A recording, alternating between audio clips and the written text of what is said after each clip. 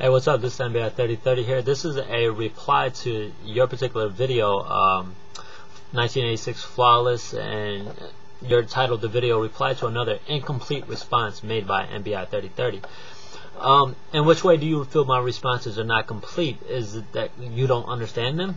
But let's just see how much you understood. Videos. I didn't feel that your replies were sufficient. I was trying to help you out by making sure that you made a good argument. Still, you did not.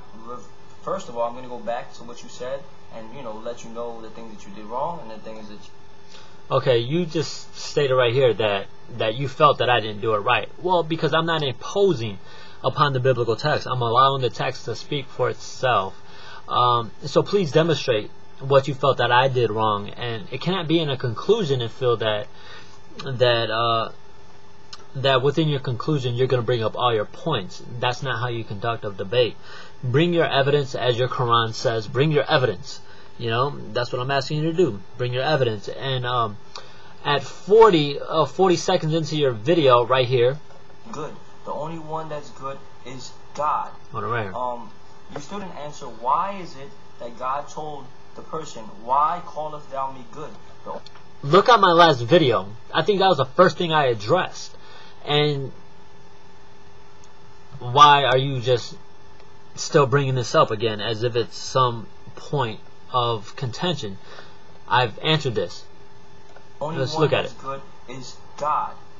That's what he said. You didn't answer that. Jesus is not saying what you're implying. Jesus wants the rich young ruler to understand the implications in which the rich young ruler is saying. Christ says, "Why do you call me good? For there is none good. For there is none good but God." Understand the implications of that, which you fail to understand. Also, let's just look at 57 of your particular video right here. Said he's not God. Why callest thou me good? The only one that's good is God. Okay. You stated that Jesus says, "I am not God." Nowhere in the biblical text does he say that. That's just your Islamic presupposition being imposed onto the text. Also, what else did you say? At 1:30, I thought was probably... Let's just listen to your own words. I still got, honestly, at least 50 verses to back me up. And plus... You have 50 verses to back you up, which you provided none. The only one's arguments you provided was, "Why do you call me good?" I refuted that. Jesus Christ never says, worship me. I refuted that because he did receive worship. So those two particular points are mute, and they stand in the biblical text as you being a Muslim being refuted. And also, you stated right at 1:30. Wait. You also stated that Jesus Christ, you just didn't understand what I said when Jesus Christ was sent from heaven. And what verses are you going to bring up that says, let's just look at your particular argument at 2:26. And there are verses that say Jesus is a prophet. And God willing, after this video is done, when I refute your videos, I will include that in my other explanation. Refute it. What verses are you going to bring that Christ is a prophet? Did Jesus Christ himself, since you want words from the lips of Christ, did he say, "I am just a prophet"? Or are you going to bring the thoughts of, say, like the crowd or somebody who is not Jesus Christ, say that, well, this is a prophet from Nazareth? These are individuals' misunderstandings. So if you're going to take the fallacies of people's wrong ideas and then use their argument, how consistent is that? Just look at the biblical text. You have the biblical text showing us that Jesus Christ is eternal, that he is the Son of God. Why don't you look at those verses? I don't know why. I said to have a consistent argument is to look at the verses that show his divinity. John 1:1, John 8:58 is emphatically clear. Even in one of your videos, that the first time you came across that Jesus Christ saying he is the Alpha and the Omega is in the book of Revelation. I showed you that you're wrong on that. And also, you didn't understand what Jesus Christ says by he never. Let's just look at your comment, because I'd rather quote. Well, I'd rather have you quote it than me misquote you, as you done over and over with me. But let's just see what you have to say. Although he was in the form of God, he was not equal to God. So that Trinity right there, you just completely missed the verse. It doesn't say he's not equal with God. He said, well, the scripture says in Philippians chapter 2, he did not consider equality with God a thing to be grasped. And it's clear you didn't grasp it. So, another thing is, and your 450 mark right here, I think you're really showing your presuppositions in this video, because this video you made really no claims. Why he didn't know the final day? You said... I answered that, but let's see how you misunderstand me. Jesus gave up his divinity.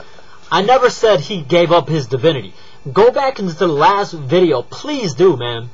You state that you want to help me, but let's be consistent here. You're misunderstanding the verse. I'm the one here trying to instruct you. I've been in your shoes as a former Muslim. I know the verses you're going to bring up. This is nothing new to me. You say that I said that Jesus gave up his divinity. I never said that. Go back in the last video and hear. You said Jesus gave up his divinity. Never said that. So, yeah, anyway. Then you said that Jesus gave up. Part of that was being everywhere. First and foremost, God is not everywhere. God is not in a human being's, how can I put this, genitalia. He's not. I think this is part of your video that has to be the worst argument ever. In the history of YouTube arguments, this has to be the worst one ever. Do you understand what it means to be omnipresent? When we say God is everywhere, that God is indeed everywhere, we're not saying he's in inanimate objects or in different objects. We're not saying that. God is present. He owns all things. He created the universe.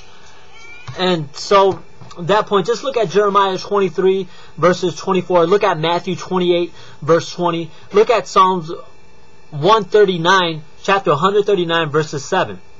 So, that point itself, by you saying that God is not everywhere, I'm sorry, that takes away even from your Allah. Also, let's look at another particular video, another particular market that you've stated. Let's look at this particular point right here. He's not in a chair. He's not in a camel. That's not what we're saying. He's not everywhere. God is above the heavens. Above his throne, befitting his majesty. He is not everywhere. He's hearing everything, seeing everything. He's closer to you than your jugular vein. That's an Islamic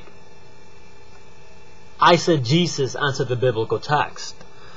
And let's just look at this last point, because this video really said nothing. If you look at my last video, please do. I refuted the aspects in which you brought up in this video, but apparently that means nothing to you. You still can't refute them. You refuted some. I refuted all of it. Things that some of them had no basis.